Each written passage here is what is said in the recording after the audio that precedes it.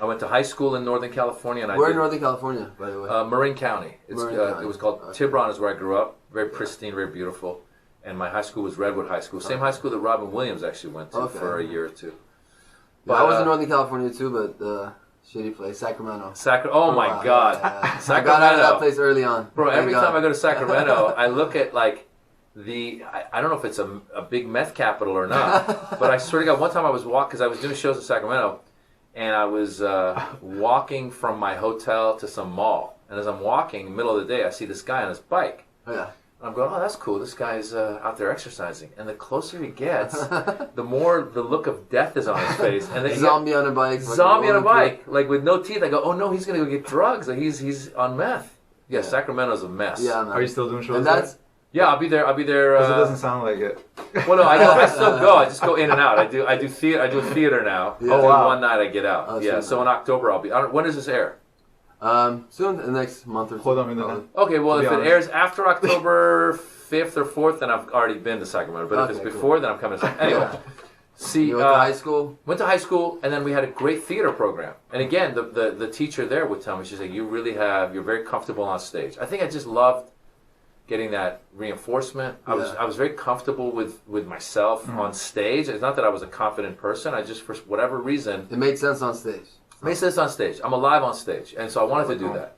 And my parents, no. So even going into college, I thought maybe I'll go do theater. And my parents said, no. So then finally I was convinced to go and be a lawyer. And my mom had convinced me that, you could go be a lawyer and then just do plays on the side. And I said, that sounds about right. So that's the path I went down. And then in college, I was there, UC Berkeley, and just 1 year. Oh, that's awesome. Yeah, it was great. I loved it. Nice. But 1 year I decided to do, I took one class, acting class. This is undergrad, right? Undergrad, yeah. Okay.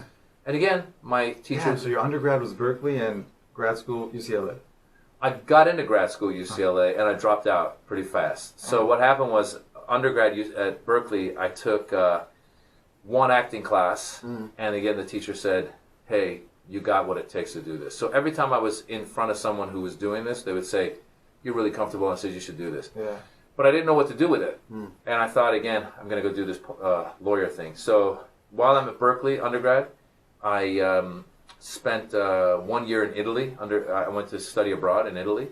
While I was there, through the school. Okay. And while I was there, there was a professor, and I liked what he was doing. So I thought, you know what? Maybe I can be a professor. That way, I will make my parents happy as kind of a reputable job. Yeah. And I'm in front of a bunch of people speaking, so it's kind of like being on stage. Yeah. So I came back to Berkeley. At that point, my father had moved back to Iran. I told my mom that I'm going to go be a professor. She started freaking out. Oh my God, the professors don't get, there's no jobs for professors. Yeah, so, what? Yeah. I'm going, how do you know what it's, you don't know the market. So that's when I got into grad school at UCLA to study political science. Wow. And by then, my family had moved down to LA. Okay. So I was able to live with my mom in Westwood and go to UCLA grad school. But while I was at grad school at UCLA for my political science PhD, I thought, you know what? I really got to try this acting thing again, just for fun. So I went and auditioned for the main play at UCLA. There was this, they had a Master of Fine Arts department. And so the people that were getting their masters would direct the play. And so it was their big, thesis assignment. And so I wasn't in the theater department, but I still went and auditioned, and I got one of the parts. And all these other kids who'd been in the theater department all 4 years, they were pissed off. They're like, who is this guy? They're hating. Yeah, they were kind of hating. But I was able to go in and do the play, and it was very artistic, and it was great, and the director was amazing. And while I'm there, I'd be rehearsing at night, and then the next day I would go to my poli-sci classes. And quickly... You realize being a professor is not the same thing. Not the same thing, but also I realized that being a professor isn't about being in front of a class, but it's about publishing or perishing. You got to write books all the time. All the time. Yeah. What are your dad theories? was a professor, I know. It's a different thing. Yeah. So I was discouraged about being a professor, so I told my mom I'm going to drop out. My mom lost her shit. She's like, what? You're not going to be a lawyer, not going to be a professor, now actor? Like, what the hell is that? Did she really take it hard, or you're kind of exaggerating? No, she really took it hard. She and my grandmother were telling me, she's like, okay, at least just become a mechanic. And I was like, it's true, because that was and my mom's argument was, do something people need. Yeah. You know, she would say, she said, but people don't need an actor, right? Not need as in service to humanity. Need as in demand because that's how you demand, get paid. you Make a living, yeah. Stable. And also I realized, again, psychoanalyzing the situation, they came from a revolution where their lives were going great and then their lives were flipped upside down. Yeah. So in their mind, when the revolution happens in America, you'll be able to go to Argentina and be a mechanic there, yeah. not an actor. So they were right, you know. I mean, and really, practically speaking, there's going to be more need for a mechanic than for an actor if the world were to flips around. So anyway, so I was like, no, I'm not going to do it. So I drop out of the PhD program, and I decided to go try and be an actor in Hollywood. And at the time, Was that a difficult decision for you to make? It was. I remember the decision. I had a paper due the next day. I was up at, it was like midnight the night before. I'd done the reading for it. It was a 5-page paper. And I'm sitting in my mom's dining room because I lived in my mom's apartment, 3-bedroom apartment. I had my own bedroom. It was near Westwood. I have the laptop computer open. I'm sitting there to type it. And I go, you know what? I really don't want to do this. And I just closed the laptop. It felt so good. Yeah. So the next day I just told everybody, like I said, I'm dropping out. But I stayed in the PhD program and tried to keep giving it a chance because there was another lady who was directing the MFA project in the spring. She said, look, I've seen you in the fall project. I want to put you in my spring project. So I just hung around and kept going to classes and kept getting fails or whatever it was, incompletes, until the spring came around so I could do the other play. Just for the play. And it was amazing because it was a weight lifted off my shoulder, but even years later, I used to have these nightmares where I'd wake up and I was like, oh my God, I have incompletes, I have Fs on my thing. And I was like, no, wait a minute, I'm a comedian. I don't have to do these papers anymore. So it was comedy. I was going to ask you, so all these steps, and it seems like acting, but you were going after... It was both. I tried to do stand-up when I was 17 and I chickened out. And then I wrote a couple of like little bits when I was in my early 20s. I entered a stand-up comedy competition. And I was able to perform that. It was like a little skit, basically. I performed it 2 times. Once, the first time I ever performed stand-up was at a bar in the Valley. It was called Gallagher's. What was the skit, by the way? It was just a story about me coming to America and being fresh off the boat. 1978, right? 1978, but it was like me, like it was all exaggerated. So I was, you know, I could do accents, not that great. But I was like, oh, I put on a different hat and do a different accent. It was horrible. And my friend who's familiar with the TV show, the Marvelous Mrs. Maisel, which is the one. It's a good show. Amazon. The girl who plays the agent of the main girl, her name is Alex Borstein. She's the shorter girl on. She's great. Yeah, she's really fun. She's on Mad TV. She was on Mad TV. Yeah, she's pretty fun. So she was my friend. So I knew her because she and I were both in this class where we were teaching reading to kids.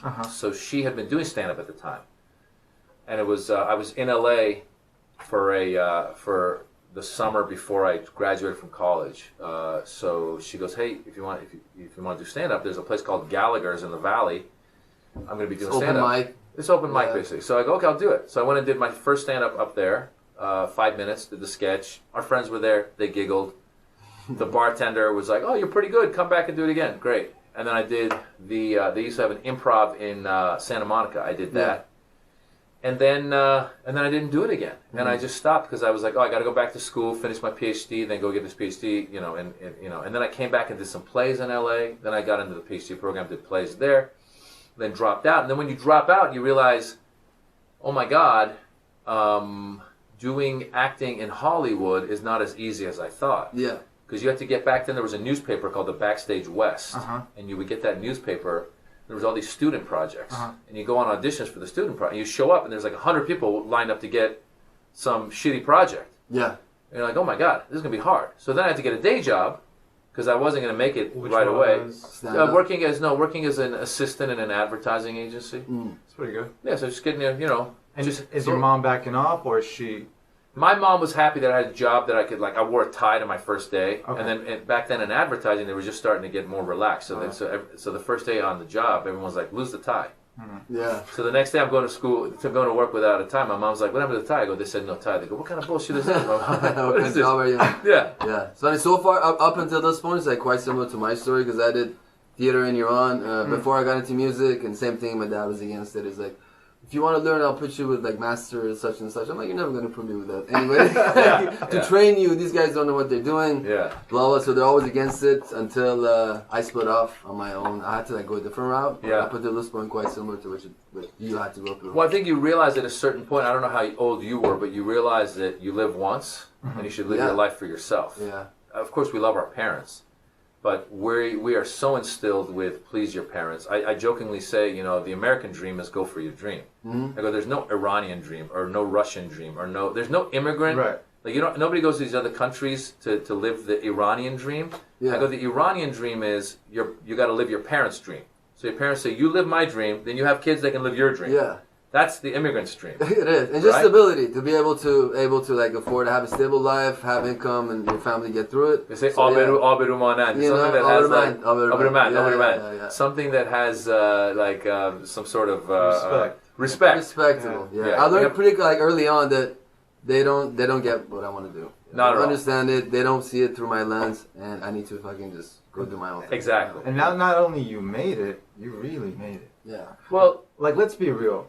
Like, what's Looks Iran's like population we now? made it. 70, 80 million? Like 78 million, yeah. 80 quite million? Close to 80. something like that, yeah. So, like, amongst 80 million Iranians, you're like the most popular right now.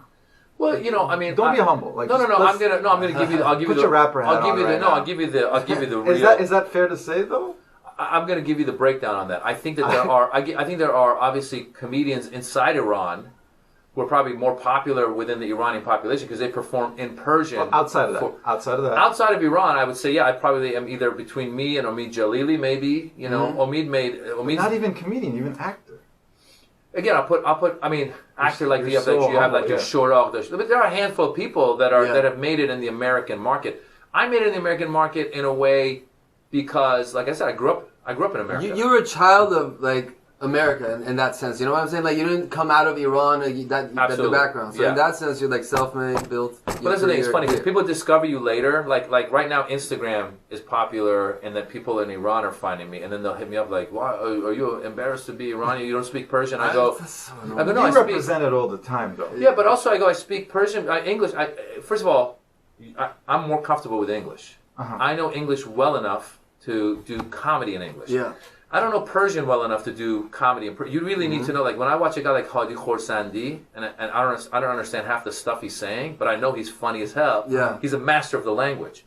You'd become irrelevant if probably if you like because you have to be comfortable enough and know what's going on and speak Farsi all day to be relevant in that language. You know? Absolutely, and also I live in America, so it's like my audience. I want my audience to be an English-speaking audience. So whether they're American, Iranian, Indian, Chinese, I don't care. But it's like you want to talk to the whole world. The whole world. I just did shows in Jakarta in English. Yeah. So there were Indonesians. There weren't Iranians. There was 2 Iranian dudes and there was 2 American dudes. In this audience of like 1,000 people, the rest were Indonesian and other Asians. Or I did Singapore. There were Asians. Yeah. You know what I'm saying? That's my audience. I'm a lot more comfortable with that audience. Yeah. So you being this well known, is there any sense of extra responsibility or pressure, or is it just very comfortable for you to be? No. People try to impose their things on you. And I've fallen for it a few times. People will hit me up like when the flood happened in Iran. I didn't realize how serious the flood was until I started seeing images, and then people were hitting me up. You got to put this out, put this out. So then finally I put it out, and then another group came back and goes, "Oh no, Iran has said that only a certain charities can accept money," and then I got caught up in this middle of this political thing. Yeah. And I was like, "What the hell?" You know? Yeah. So then I realized I can't put myself. I got to really kind of put out what I need to put out. So then I did some research, and then I basically put a post saying, "This is where I'm donating. If you don't agree with it, do your own research and donate somewhere else." Yeah. You know? I know. But it does feel like they put you on the spot all the time. Like even when you went on Steve Colbert, right? He's Colbert, like the biggest night show host right now. Pretty much. Yeah, I think he's the #1 night show. Yeah. And you still have to like kind of educate people on what it means to be Iranian, what's our phrases, what does Zartush mean? Is that you have to educate yourself? No, on that, for me or it was like you're for naturally. Me, for me, first of all, I'm a comedian, so it's like some people will criticize me. Like if I say like on the Colbert show, it was around the Persian New Year, Nowruz. Right.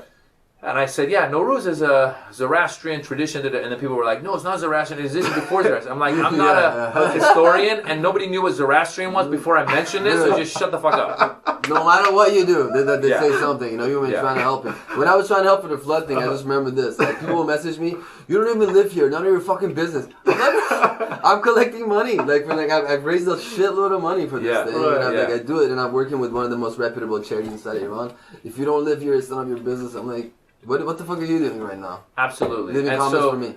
You learn, especially in this day of social media, you learn to like either ignore stuff, or if you want to answer it, like, you know, we all know right now there's this great movement of people that want, like, if you criticize Trump, they're going to claim that you're pro-regime. So they'll come on my Twitter and they'll be like, oh, how much are the mullahs paying you? I'm like, the mullahs, I can't go to Iran because of the mullahs. I can't go to, you know, my family left Iran back then. And But if you have a hookup, let me know. If you have a hookup, yeah.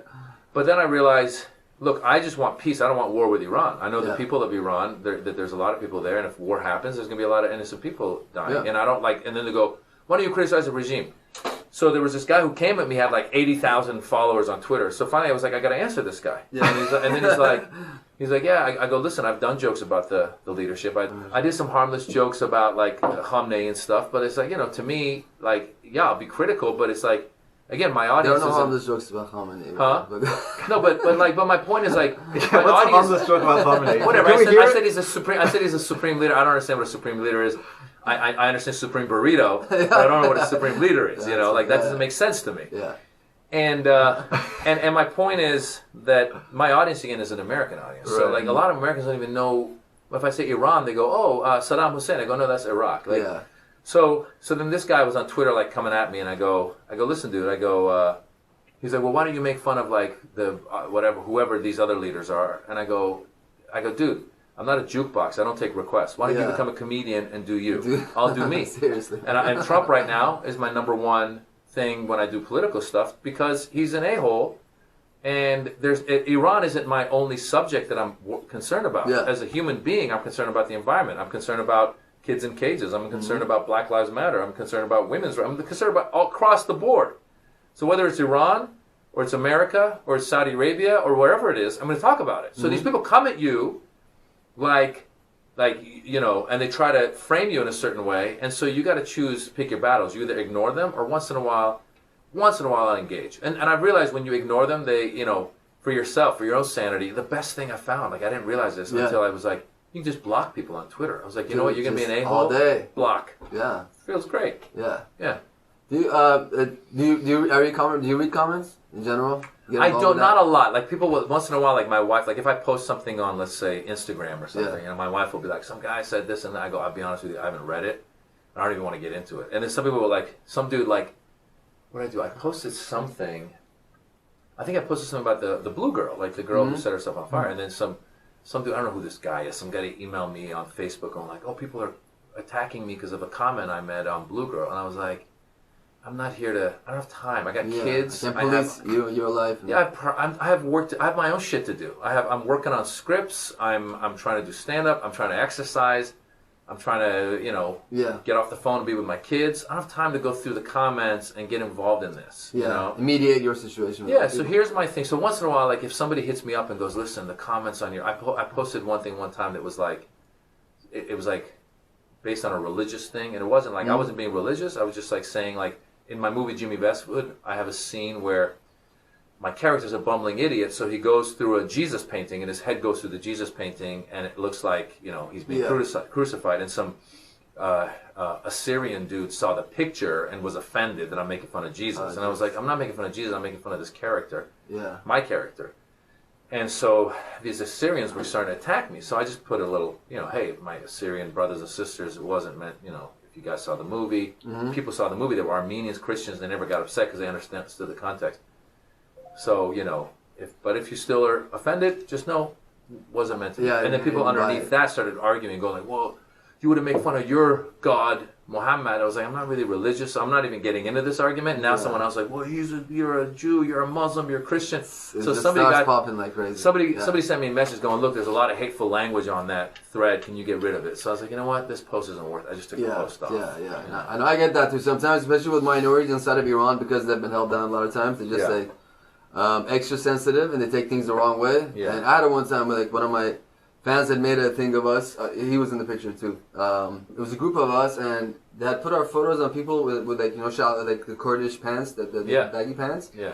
And it wasn't even me who made it. Someone had done it and tagged it, and then like I started getting all these attacks from like, and I have a bunch of Kurdish friends, and you know, from back in the day, and I started getting attacks, death threats, and everything. I'm gonna spill your blood. You're making fun of our clothes. I'm like, what are you talking about? I didn't even make the fucking thing. You know, someone else made fun of it. So people like get sensitive. Totally out of context, totally clueless. And again, if people knew you, they wouldn't even start to, like, these people that are attacking me for like being pro regime. I'm like, hey, asshole! When the 2009 Green Movement happened, I was hosting, you know, human rights events. There's a picture of me. Facebook sent it to me. There's a picture of me with like a free Iran thing, and I'm like, and I was just really supporting the Green Movement. And I'm always like, whenever people hit me up, and they'll go, my brother or sister or whatever is in prison in Iran. Would you please send out this tweet or whatever? I always do it, but it's not my day to day. I'm not a freedom fighter against Iran because it's just not my day to day. Now you might choose to be, but I do support any human rights stuff that happens. So if people knew my history, and by the way, I support a lot of Iranian like you know, the Persian-American Cancer Institute, Iranian groups, you know, Paki, whatever it is, and so if these people knew my history, they would know. Then They don't care. They just don't come, care. they see one thing and they want to leave a comment, and it's always, we always end up seeing that one negative comment, and that gets you crazy. And you want to respond. And by the way, my goal again is not to just please Iranians. I mean, again, I am an Iranian-American, but I also have, like, I have an Indian-American wife. I have, you know, I have friends from all, like, when I see the people coming from Central America getting, you know, turned away at the border, it bothers me as a human being.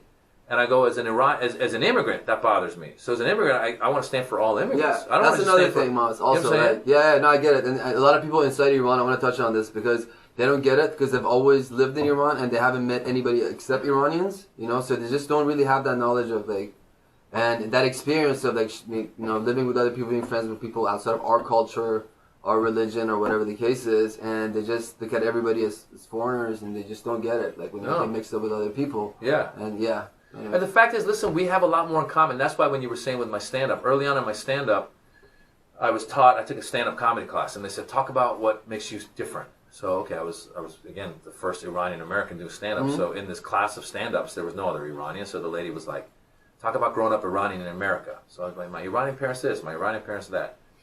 Then I realized it's my immigrant parents this, immigrant parents that. Because I used to do a joke about my grandmother, and I used to say my Iranian grandmother used to put her cash in her bra, and we thought she was a D cup.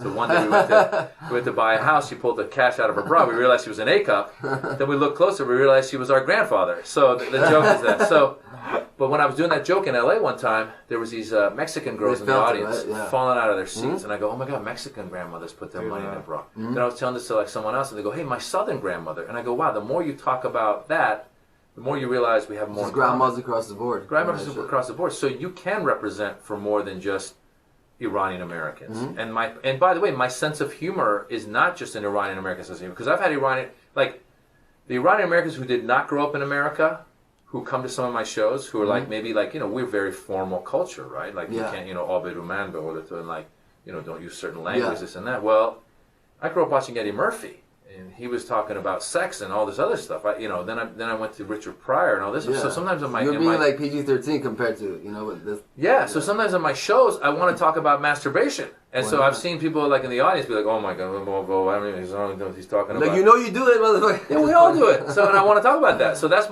my sensibility, you know. So the idea is, if you come to my show and you're offended, I mean, I don't know what to tell you. This is who I am, and I go beyond.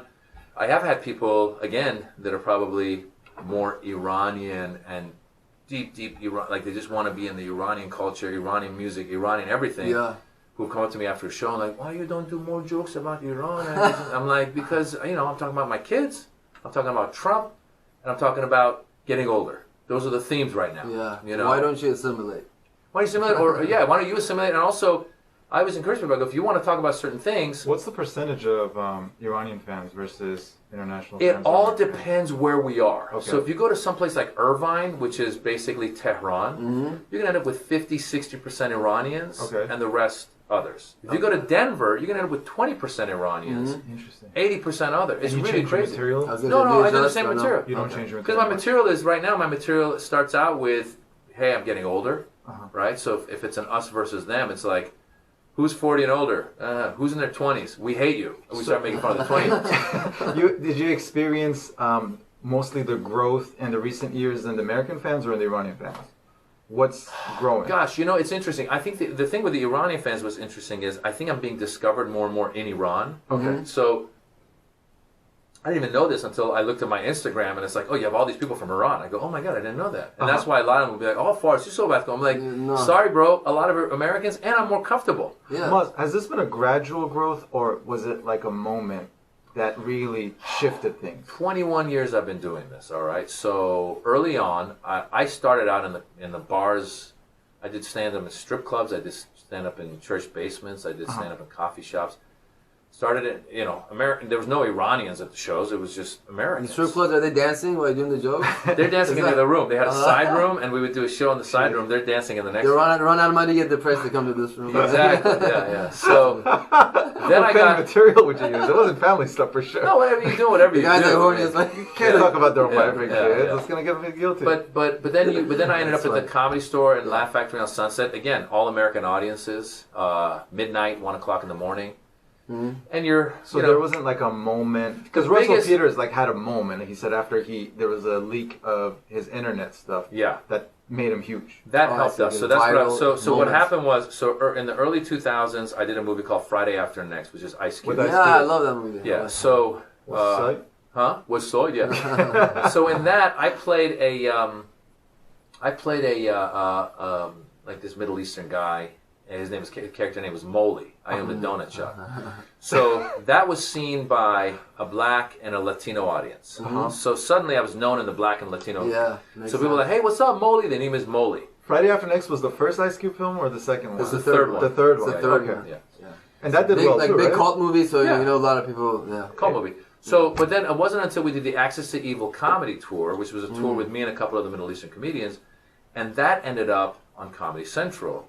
And then YouTube was just starting to grow. This was 2007. And the people would take our clips and circulate them. So that was the first time, as my clips were being circulated, that's when I got known as Maz Jobrani, as opposed to just Moley. Axis of Evil. That's so. probably where I got to be known better, more and more. And then we got known in the Middle East. So then me... Because of that tour? Yeah. Then Who was with you on that tour? Me, Ahmed Ahmed, who Yeah. is Egyptian. Yeah. A guy named Aaron Cater, who's Palestinian. Yeah. Ahmed, I saw him in Dubai one time. Yeah. Yeah, he's pretty good. Yeah, he's cool. And then there's a guy named Dino Bidala, who's also Palestinian. So Okay. me, Ahmed, and Aaron were the founding members of Axis of Evil. We took it to the Middle East. And I don't want to nerd out, but Mitzi Shore kind of...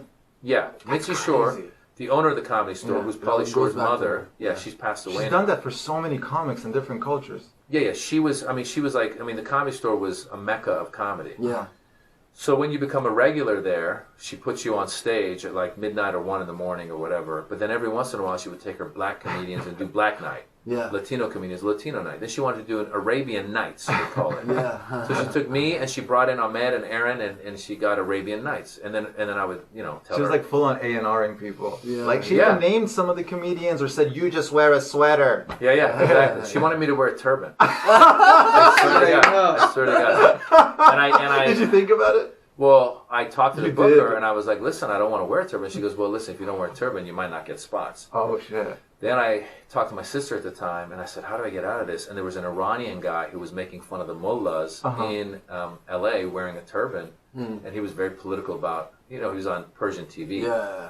And I guess he was at some rally or something and some pro-regime people showed up and they threw a rock at him and they blinded him. Oh my God. So I used that as an perfect excuse. excuse. Yeah, Yeah, I you can't called get up the it club. out. I go, listen, if I wear a turban, people might show up. They might attack me. They might attack the club. And they were like, okay, just wear something comfortable. Okay. So I got out of it, yeah. But she put us Rest together. in peace. Yeah, rest in peace, definitely. She put us together before September 11th. She was watching CNN Before. and she saw that there was an uprising in Israel with the Palestinians. And she goes, there's going to be a need for a positive voice for Muslims in the near future. Wow. So she got me, Ahmed, Visionary. Aaron, put us together. She is. Fascinating person. Yeah. And she would call it the Arabian Nights, and I would say, listen, Mitzi, Iranians aren't Arabs. She's like, whatever, that's the title. So eventually, me, Ahmed, and Aaron renamed it Axis of Evil because that was what George Bush had called Iran, Iraq, and North Korea. Yeah. We decided to make fun of that term, Axis of Evil Comedy Tour.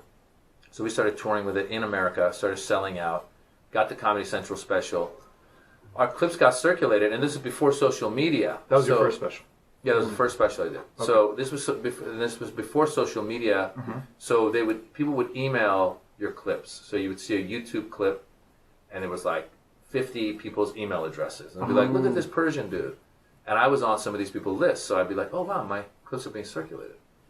Then some guys out of Dubai got wind of our thing, and then they said, why don't you come to the Middle East and do a tour? And we didn't know, but we ended up taking it to the Middle East, and we were like flying from LA to the Middle East. We were the first group of American comedians who came to the Middle East to perform for the people of the Middle East. Yeah. And this is when you're starting to feel success, huh? Yeah. So landed end of 2007. So the special comes out in like March of 07. We tour the U.S. in 07, get some notoriety in the U.S.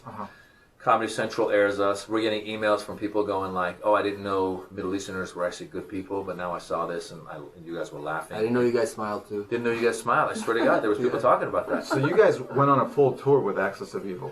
Tour Axis of Evil. Who would open, who would close? Was it difficult? Was it an ego thing? Ahmed tended to be the opener. He was very kind of a charismatic dude. You know, started it, and he would bring 2 or 3 guys up, and I would close it because I had the most energy. Okay. Once in a while, we'd rotate it out. But a lot of times when Ahmed would ask, who's here tonight? You know, where's the Palestinians? Hey, where's the Egyptians? Hey, where's the Iranians? So we all know there's a lot of Iranians and Iranian support. Okay. So I started hearing that. I was like, oh, my people are coming out. They like it. Yeah. So, and then Ahmed and the other guy, Aaron, had a lot of conflict happening. And I was kind of like Kofi Annan in the middle. I was always bringing peace. So by the time we took it to the Middle East, end of the year, in December of 2007, we went to the Middle East. We didn't realize we were so big. They go, listen, we got some press conferences The scheduled. Palestinian and Egyptian couldn't get along. I know, this damn Arabs. They go, hey, we have some press conferences scheduled. And I go, who's going to come, who's going to come to a press conference? Well, we show up and all these news outlets are there. They're interested. What's going on? Axis of Evil, George Bush, Iraq War. How is it being in Middle Eastern in America? We end up doing 27 sold-out shows in 30 days. We do 5 countries, Kuwait, Saudi Arabia, UAE, Jordan. The King of Jordan comes to our show. That's amazing. This is your first time in the Middle East? First time in the Middle East. Yeah. Beirut. Okay. And all these places, people of those countries are coming. Yeah, pleasantly surprised? Pleasantly surprised. Right? Killing it. Wow. Beirut, the guy that, the promoters that brought us out, they were like, all right, we'll do 1 show in a 1,000-seater. Well, they sell 5 shows, 5,000 seats. That's amazing. So things getting better now. Gucci sweater now. Gucci sweater play. So the money's okay still, but okay, and it's getting split 3 ways. And it's getting split 3 evenly. ways. I'm going to keep asking. Yeah, evenly. We're partners. Yeah, it was evenly, and they're still fighting and stuff. And so we come out of it. We come back. I'm like, kind of bumping heads. It's like behind the music, the band breaks up. Yeah, exactly. Do you have to play referee sometimes? I was all the time. I was always like, guys, calm down. So, and I saw, dark music here. So we come back to the States, and we're trying to mend ways. It's just not happening. Okay. Finally, we break up, and I say to myself, you know what? I feel confident that I can go do this on my own. Yeah, so by Justin Timberlake. Justin JT, exactly. MJJT. So by the time the end of the year comes around, which was end of 2008, I said, everyone, it was just too toxic, and I said, why don't we all go our own way, see what happens? So, Ahmed goes does his own thing. Was that difficult? It wasn't difficult at all because for me it was a big weight off my shoulder. For the other guys. Yeah, because I really I was close to both guys, but Ahmed was close to Mitzi. We were all close to Mitzi, but for me it was like, okay, you know what? Let's just go on. Let's see what happens. Okay. And I went my own way, and again, I had an agent at the time, and we were trying to prove that I could do this on my own. So a lot of times these clubs don't trust that, so they need proof. They want to see proof. So I said, the improvs, they have a bunch of clubs around the country. So I said to him, listen, let's try and get an off night at the Irvine Improv, where again there's a lot of Persians. Let's get like a Wednesday night, see how we do. So Wednesday night, boom, sell it out on a Wednesday night. Boom. Oh yeah, because the community is going to come. Yeah, and already we got some heat. How many people? 400 people. Okay. There's a shitload of Iranians living there, so Yeah. it's, you know. And they're calling last minute. We want tickets. So the club's like, let's add a second show. I go, no, let's not add a second show. Let's add a weekend. And you brought an opener or no? Whatever. I guess I don't know who brought my opener. Didn't matter. Yeah. I don't know back then. I mean, you know, actually Max opened I don't know if on that show. I had Max opening a couple times for me. Oh shit. On some other shows. But again, my star was rising. These guys were all just getting into the game. And I started headlining on my own to the point where by the end of the year, I shoot my own first special called Brown and Friendly, and we sell it to Showtime. So that was like 2008, I sell that. And That's then your first stand-up. my own Your first 1 hour special, solo special. Brown and Friendly. Yeah. What year is this? 2008. 2008. So by 2009, I started my own tour. And I go, and by I think I did Europe end of 2008, and then I go. How did you get time to write when you were doing your material in 2007? All of a sudden you're coming up with new material in 2008. You're constantly working new material. You know, I always tell people, when people call me up all the time, or write me, I should say, all the time, I'm sure you get this, people, how do I get into the game? And I go, as a comedian, you got to get on stage 5 to 10 times a week, and you need to write. So I was doing that. You know, I was getting into the clubs in the Comedy Store in L.A., Laugh Factory in L.A. To this day, I'll go up like 5-6 times in a week, and always try to work out some new material. Nice. Do you have a favorite club? Comedy Store, Laugh Factory. Yeah, my Comedy Store is my favorite too. Yeah. I try to go. Yeah. Often. Yeah. Brown and Friendly. Yeah, Brown Friendly. So then, oh shit, I can't Fall through. So I did Brown and Friendly, toured with that, and then after that did 3-4 other specials. Yeah. Is the last one your biggest one, Immigrant, on Netflix? Yeah. It is. Yeah, because Netflix, funded it, and it was, on Netflix. So I'm guessing it's got the most eyeballs. Yeah, and it was a really good one. And I watched it with my family, and we all enjoyed it. Yeah, Kennedy Center, big deal, So where's Kennedy Center? Kennedy Center is D.C. It's like one of the biggest performing. It's a very prestigious theater in Washington D.C. And you were happy with the outcome and I was the very happy turnaround. with it. Yeah, I was very. And I think I think your jokes have shifted more more away from being Persian. Yeah. And I like that, you know, because because I'm a big fan of stand up, and I love all these stand up comedians, and I think basically it's non-Iranian fans would obviously appreciate it more. They get it more, and I'd love to have Iranian-American stand-ups who can relate to non-Iranians. I think that's more special than just making Persian jokes. Yeah. So absolutely. So I mean, and that's what my interest is. I mean, my interest is, again, I'm not immersed in the Iranian culture all the time. Right? I have kids. I want to talk about my kids. Yeah. I have political points of view. I want to talk about that. I'm getting older. I want to talk about that.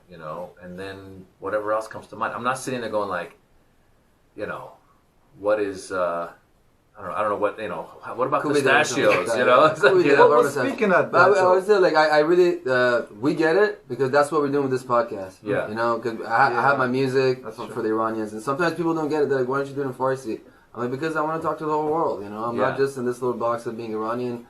I lived between the two countries my whole life, back and forth. There's another side to me, and I want to express that, and I want to talk. That's a good point. Now, but before segueing this into the whole world, on the Persian versus Iranian topic, you were one of the first people that brought awareness to the difference between Iranian and Persian, and it's really it spoke to me because I always perceived it as us covering some sort of an insecurity. It felt like our redefining our brand, and I don't know if it started in Southern California, but it made it easy for an 18-year-old to holler at a white girl if he's Persian rather than Iranian.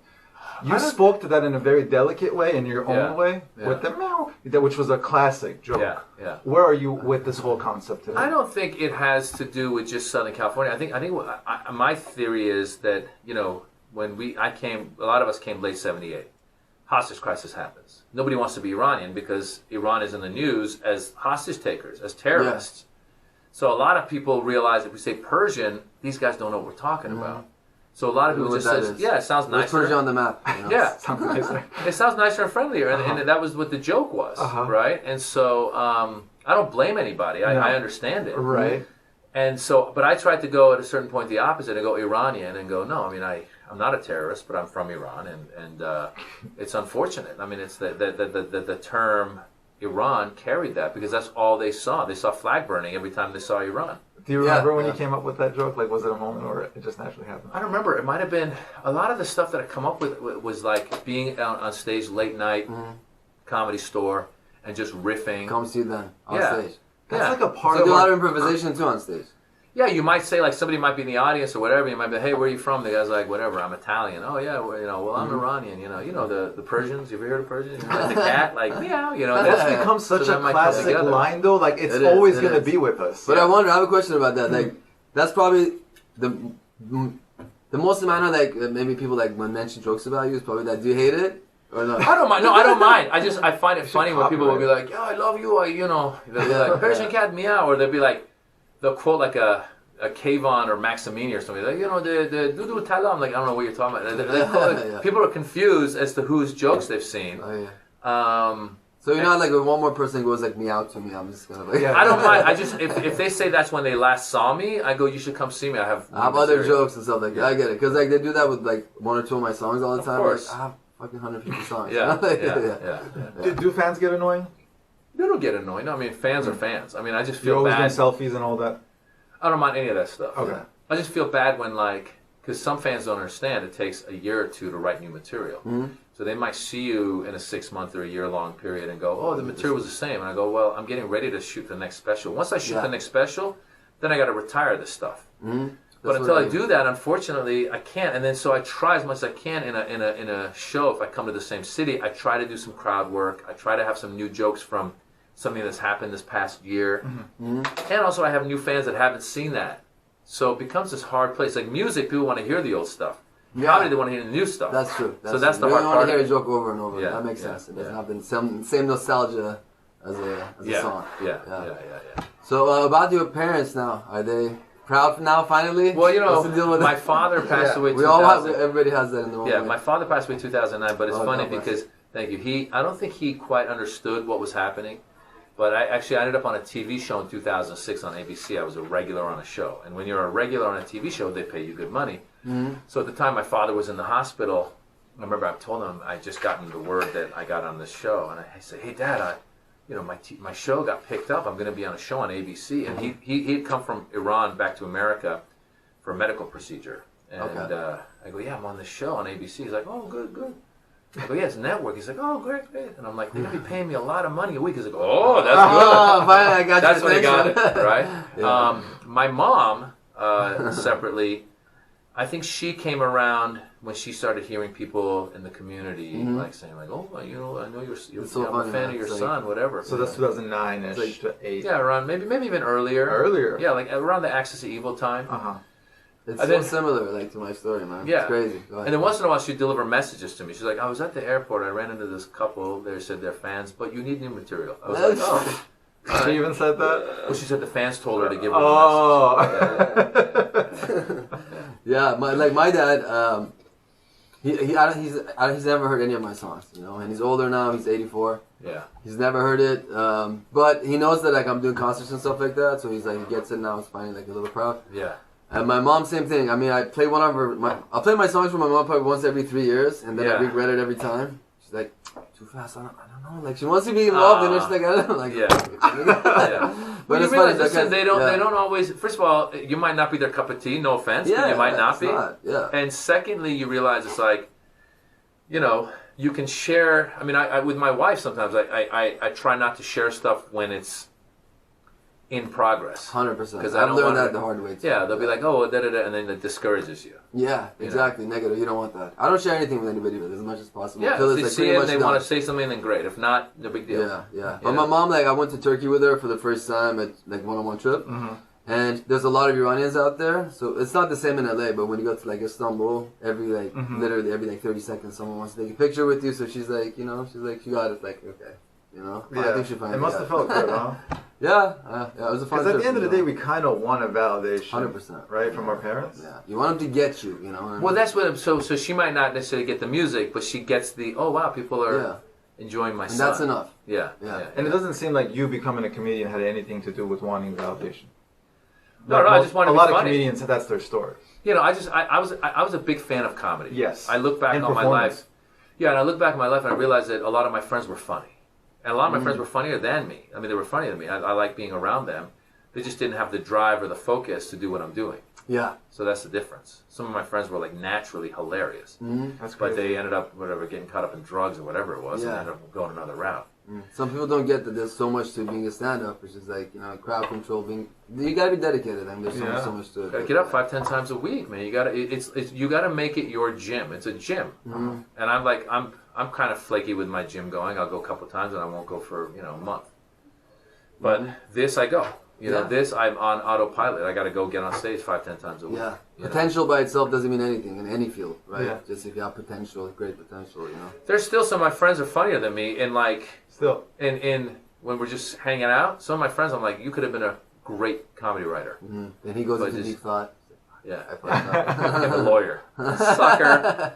Yeah. They don't want you to hire them as their writer or something. No, the guy's a lawyer. He's making good money. He doesn't need me to hire him. Do you have a writing team or partner or nothing? No. I mean, when I write scripts, I do. Because I heard you're trying to do a sitcom based on your own life. Yeah, I'm creating Warner Brothers bought a script based on my life. They bought it? Yeah. Congratulations. So it's still a long way to go. So you write the script, then you got to find a network, then they got to want the pilot, then they got to put it on air. But we're writing it and enjoying writing it, so... Holla at me, man. I will, yeah. You're my rapper brother. Well, what do you mean it's based on your life? Like how... It's about how like accurate is it? It's kind of like, well, you just take stories from your life and then you apply it, right? So I kind of say it's like Blackish with a multi-ethnic family. Okay, so it's gonna have a younger version of you and stuff like that too, or no? It's just now. It's now. Present time. Yeah, it's now, and it's me and my wife, and our kids growing up in this multi-ethnic culture. Yeah. But then, my job won't be a comedian; it'll be something else. I should really say, before I forget, thank you for being such a good representation. It means a lot, It's someone that we could be very proud of, and sometimes you don't feel like that about certain people in the light. I'm ashamed of Amir K too. No. Let's just take this part out. No. I love all guys. I love Amir. Like I said, Max from the start. Max, Kayvon, Amir. Tehran, Peter the Persian, all those guys. They're all good guys. Yeah, and my point wasn't comedians. I meant just generally people, across the board. Across the board. Yeah. And you're a very solid representation. You hosted the Emmys, the international Emmys? International Emmys. How different is that from the Emmys? Is it? Well, it's just, it was in a... was there a lot of big actors in it? I think they had a few. I don't remember who was there. Okay. It's based on, different countries, but they'd had John Oliver host it one year, Bassem Youssef. They try to get people that are more internationally, known or whatever. Was it a good experience? It was great. Did you get nervous? I was a little nervous, but it was great. I mean, I've hosted so many different things. Yeah. It's all good practice for any other future hosting events, Is it one of those things that, because I kind of go through that, the nervousness, does it go away right when you hit stage, pretty much, because you're there and pretty much. I mean, this. Being a comedian, you want to be, and I don't have writers. Yeah. So you're just I hope these jokes hit, once they laugh, then you're good. And usually it's you get 7 to 10 minutes. You don't have to go that long. But yeah, you're still nervous. So you're looking at people's faces to see if they're laughing. Or there's one motherfucker in the stand-up. Can you see, because sometimes the spotlight's so strong, you don't really see. That's true. It depends. An event like that, you're in a ballroom, right? It's not as bright. Okay. But you can hear them. Yeah. You know what I'm saying? Exactly. Yeah, for sure. You can tell the response. Yeah. The thing about writers, you brought something up. Do most people host for these big things without writers? People in general? Well, yeah. When you're hosting an Academy Awards, you got writers. Most of them do, right? What about roasts? We were watching the Alec Baldwin roast last night. I always think about that. Some of the people, they must have writers. Oh, they all do. Absolutely. Yeah, roast, you need writers. Yeah. Unless they're a comedian. Even comedians, you need. I mean, you bring your. Tony Hinchcliffe didn't, but I think he was actually writing for Snoop and all that. But even most comedians do. You'll do your set and have your writer friends watch and give you ideas. Oh, interesting. Okay. It's hard, man. It ain't easy to coming up with a specific joke to you. Exactly. Right? Help me, guys. I got 2 weeks to write a roast about Irfan. Yeah. Would you do a roast, or you feel bad? God, I'm so nice. Yeah. It's hard. Yeah. But I would love to watch you try to do it. Well, if you watch Dr. Ken roast Alec Baldwin, Dr. Ken is the nicest guy, and he was at the end. He was so respectful and nice. Yeah. I think we watched it up to that point. Up to that point. Yeah. He was great, but but he's again another guy who's super sweet. So he comes from a Korean background, so we all have respect. He's funny in person? Yeah, he's very funny. Yeah. Super sweet. I was telling him last night, I would love for him just sitting on the couch. Yeah. Smoke a joint and have Dr. Ken with you. Dr. Ken's great, man. He's a great guy. Yeah. Cool, man. Speaking of Dr. Ken, this is reaching for a segue, but you'd probably like this. Maz went to Japan recently and he really enjoyed it. Oh man, I did not know that. Actually, I remember now from Instagram, but I forgot about it. You been to Japan? I'm really just like really. I've been wanting to go for years. I don't know why I haven't because I travel so often. But I'm obsessed with everything Japanese, from the culture, like how So smart get him they to are, celebrate, please. how organized they are. Oh, yeah. The food, music, culture, the stuff, everything's just so different. Yeah. I was telling him last week, even when you see like these pet pages on Instagram when they have like dogs and cats. Yeah. When it's a Japanese dog or cat, I'm like, they just look so much cleaner and more groomed and everything. A lot of It's- love and it's attention and crazy. detail into Yeah, everything. they take so much pride in everything they They do. really are. Yeah, I was. For how long? We were there for 2 weeks with the family just for vacation. Okay. Yeah. And it was what you just said. It was like we were in a hotel and there was this family there for brunch and everyone was just so nicely dressed. And I go, Americans would be in shorts. Yeah. Here, the kids are dressed nicely. Yeah. They are. They're very proud. It's an amazing country. I recommend everybody to go visit Japan. Yeah, I can't wait there's to so go. much to see, so much to How's do. the food? Food was amazing. By the way, Come on, bro. pro tip: somebody said this. They go, try Italian food in Japan, because the Japanese food was good. But we live in California, where you have great sushi, by the way. Yeah. But the Italian food was other level. Really? Yeah, That's yeah. crazy. Yeah, and the ramen and stuff like that. Yeah, What do you think That's that nuts. was? the ingredients are really fresh. Okay. Yeah, Ingredients, yeah. attention to detail, probably. Attention all to that good stuff detail. that they Yeah, do. yeah. You did the whole Tokyo, Kyoto. I did Tokyo, we did Kyoto, and then we did a place called Iseshima, which is Iseshima. And you went with your family. yeah, family. How old are your kids? They're now 8 and 11. 8 and 11. Yeah. I think it has to be like fascinating for the kids, right? Yeah. It's a different world you never seen before. It is a totally different world. Yeah, Mm. and they drive on the other side of the street, and they, it's all Asian people. Oh, and- it is. It's they drive. Yeah. Oh, Yeah, it's the like British England. I didn't know Okay, that either. Yeah. That's interesting. That's interesting. Yeah, Yeah, that's it is. interesting. Yeah. And you have an American Indian wife. Yeah. She was born Indian-American. Indian Yeah, so she was American. born in India, grew up in America. Right. What is your household like, culturally speaking? I mean, Gotta watch she's the so show. American. She's so American that it's not that different in that sense. But she, to her credit, she makes all kinds of different types of foods. And we had a Guatemalan nanny when the kids were young, so they have they eat all kinds Are of the food. kids more Our Indian joke about or this more is Iranian? funny, Yeah. Well, the joke Honestly. I say I'm Iranian, my wife's Indian, our name is Guatemalan, our kids are confused. You know? Yeah, I bet. But they speak No. all languages, kind of a little bit. They speak Yeah, English. Unfortunately, I wanted them to speak more Persian, but they didn't really learn it. They know a word or two And here. it sounds like you gave up. I'm You hoping have that a defeat it's energy just there's about not you, enough right? time in the day for them to learn. I want them That's to go true. to Persian Yeah. classes. The Sunday morning class. There's just Saturday too much morning. other stuff happening, Yeah. So my hope is that at one point either my wife is okay with it or they decide, and then we're like, well, they just go do it. But they have all these sports. They have entrance exams. There's so much for kids nowadays. Yeah, It's crazy. It's As long as really they can crazy. communicate with their grandmas, I think. Yeah. Salam, That's good, chaturi, eshkeman, that kind of stuff. As long as it melts their hearts. Yeah. So they probably speak better Spanish than Farsi or Indian. Probably, yeah. Yeah. It's Yeah. probably more useful, too. Oh, come on, Maz. Yeah, I Two know. rich, I super know. rich cultures together. I know. My apologies. He's going to get the messages. Lo Why does siento, your lo kid not speak siento. Farsi? Cool, man. Good stuff. Any new specials coming up? Working on the specials, got my podcast going. It's called Back to School with Maz Jobrani. We bring in experts on different things and interview them. Sweet. Tehran's on there. And then I've just been doing a lot of touring, and we're trying to possibly film the next one maybe in the Middle East somewhere, like in Beirut or something. Awesome. So working on it. Right now the tour is called Peaceful Warrior. So Gentle it would be Warrior. That was from Ali G. Yeah. Gentle It Warrior. would be the Peaceful Warrior comedy special. So hopefully, get it done and get it out there. Nice, man. Yeah. Congrats. When's your next show in LA? I want to come by for sure. Gosh, there's going to be one in November in the Melrose Improv and then the Irvine Improv as well in November. So it's all at mazjobrani.com. People can hit me at Maz Jobrani on Instagram, Twitter, all those places. Follow me. I tell people when my next shows are and stuff. Sweet. So we'll have all of that stuff up on the screen. yeah. Maz, is there anything that you'd like to say before? No, man, I appreciate you guys having me on. I appreciate people watching it, and just be good to people. Yeah. Be Thanks, good man. to people. Beautiful. Thank you for coming today. Thank you. For, everybody for watching, and looking forward to seeing you stand up and live. Namaste. Namaste. Goodbye, Bye, guys. everyone. Thank you. Nomad out.